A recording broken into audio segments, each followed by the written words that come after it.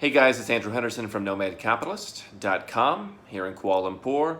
And I recently made an interesting video here on YouTube where I talked about both the hard and soft differences between what I call Tier A passport and Tier B passports. And just in summary, we have a video on the different tiers of passports, but Tier A is those passports that can visit the United States, Canada, Australia, all the difficult countries. Whereas a Tier B passport is smack dab in the middle. They can go to Europe, they can go a lot of places, but the most difficult countries are evasive for them. People don't often understand that one of the more difficult countries to visit, not in terms of getting a visa, but just in terms of needing one, is Thailand. In fact, here in Asia, I would say Thailand is probably the most restrictive country next to China in terms of requiring people to have visas. If you are from a Tier B or a Tier A country, rather, if you're U.S., Canada, Western Europe, you're probably okay.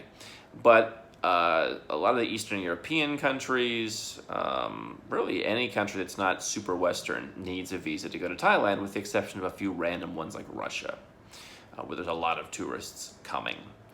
And so what I did yesterday was I made my way over to the Thai embassy here in Kuala Lumpur. No appointment needed. You just show up between 9:30 and 11:30. You wait in a little line out front of the embassy. You quickly make your way in. They give you a number, and it took me about an hour. And so I don't want to walk you through that process because I know that a lot of people who are looking for second passports are probably going to be getting Tier B second passports that require some visas. So I wanted to walk you through my experience. So the good news is that most countries here at the Thai embassy, you don't really need any resident status in Malaysia. So a lot of these countries that require visas but don't really make the process that difficult, they don't really check whether you're staying in Malaysia. There are some quote-unquote listed countries, Tier C passports, Comoros being one of them, Egypt, my friends from Egypt, and some other African countries where you need to be a permanent resident. But if you're just going to run-of-the-mill Tier B passport, then you're probably fine. I actually ran into a friend of mine from Colombia there yesterday. She doesn't need to have a permanent residence. There were people from Mexico, from Moldova, and many of them seem like just backpackers. So the cool thing is that for the Thai embassy, you just show up, no appointment needed, and you don't really need to have any status here in Malaysia. That's the same case with many of the Southeast Asian embassies in Cambodia. So really, these countries are pretty, in terms of Thailand, in terms of Vietnam, in terms of the Southeast Asian countries, if you need a visa, you can get one without a lot of hassle. The process was, as I said, showed up at the Thai embassy at 9:30, waited in line, took me about 10 minutes to get in. Security guard makes sure that you have the application form, copy of your passport. You need basically your hotel printout, and you need your flights in and out of Thailand.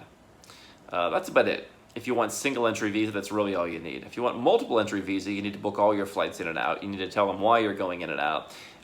You need to pay 5 times the fee, and you need to show your bank statements. And they need to be stamped. It's a whole rigmarole.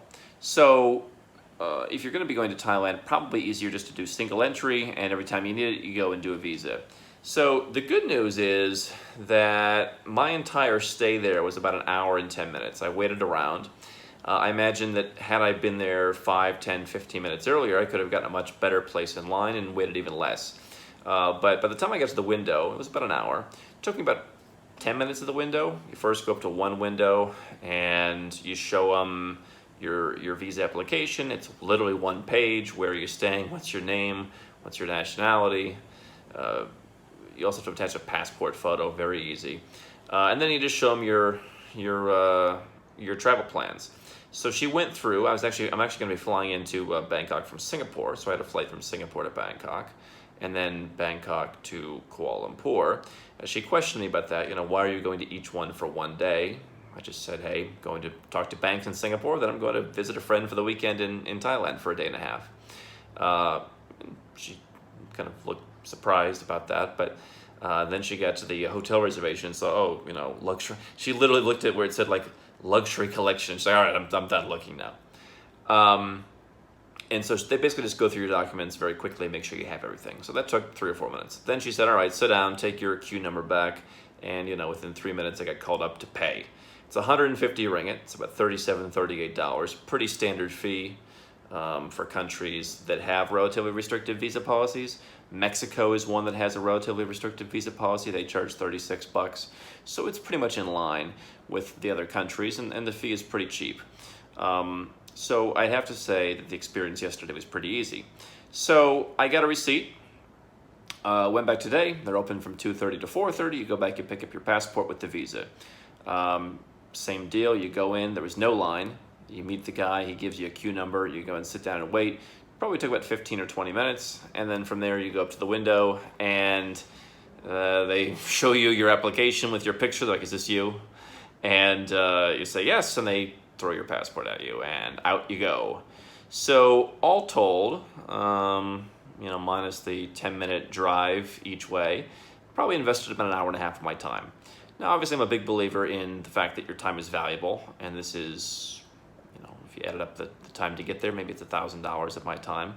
But I find the process very interesting because if you're looking at being a Tier B citizen and potentially getting away from a Tier A citizenship, I can tell you that going and getting visas is a lot easier, and the forms are a lot easier, and the strictness is a lot easier than it is filling out tax returns in your home country and filling out, forms about your bank accounts and this and that.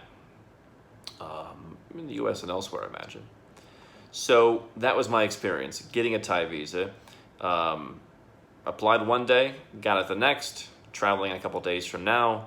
No questions really of any substance were asked, and it seems pretty straightforward.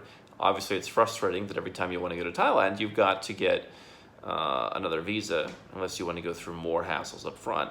But I'm going to be doing a separate video on that coming up, to where I think that people are going to want to be a little bit more settled in some of the countries they want to visit a lot. So we'll do another video on countries you want to visit repetitively coming up in the next few days. If you want to find out more about second passports and the Nomad Capitalist lifestyle, go to nomadcapitalist.com. Of course, also subscribe here on YouTube and check out all of our hundreds of videos. We're coming up with more all the time.